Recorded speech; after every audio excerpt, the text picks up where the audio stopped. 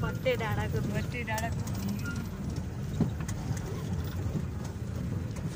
तर पारी गाउँ चाहिँ राम्रो छ है। पारी चाहिँ बसेको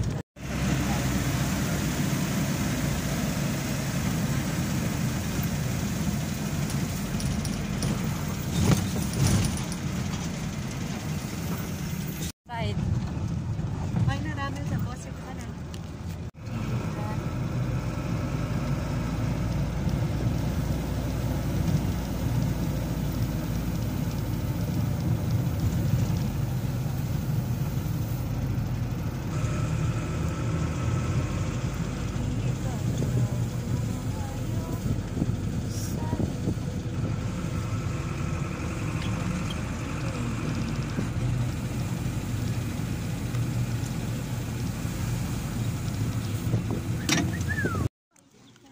हामी त अझ छपेली ललितपुर भन्ने देशतिरै छौँ ल। अझै यो बाटो काट्नै आधी घन्टा कति लाग्छ अरे। हेरौँ है डाँडो यस्तो खतरा ठाउँ छ आम्मा।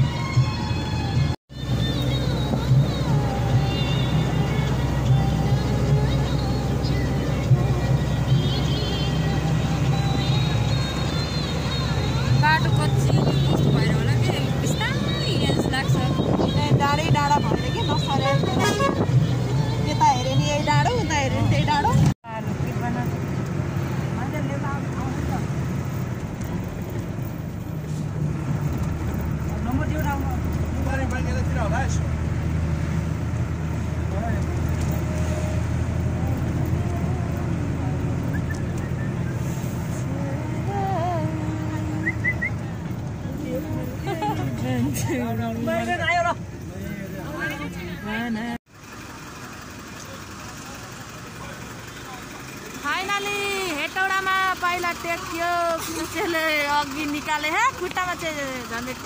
हेलो गाइजहरु हाई भन हेलो हाई भन भने जस्ट आइपुगेको ल। जस्ट भर्खर गाडीबाट झरेको यहाँ भर्खर हेटौडा बजार हेरेर म त विवश नाटे विवश भन्नु न भएको धन्न गाडीले चाहिँ मातेन। हेलो हेलो हेलो तारा तारा तारा हेटौडा आएर हेटौडाको पानी चाख्नुहुँदैछ उहाँले। पहिलो पानीले उहाँले मुखुला गर्नुभएको छ। अब मेरो फोनको चार्ज सकिँदैछ के गर्नु। हेटौडा त आयो अब यहाँबाट उता कता बाटै टुङ्ग्यो केही छैन न घर छ न के छ। हेटौडा आएर होटल खोज्नु पर्ने यतिको हुन्छ। किन आएर हामी हो हेटौडा आएर बिजोग भएको यस्तरी काहीँ पो पाउँदैन भन्छ त हौ उखुमै भयो हो कहाँ पो जानु हौ हजुर के भन्नु भर्खर हजुर फेरि भन्नुहोस् त यतिको बिजक भएर चाहिँ खोज्नुपर्ने हुन्छ होटल हेटौडा र होटल नपाउनुको पीडा तँलाई के थाहा छ राम्रो राम्रो लाखे यसो चाहिँ नगर्नु है डल्लै अनि होटलै पाउँदैन त अन्त के गर्नु हो त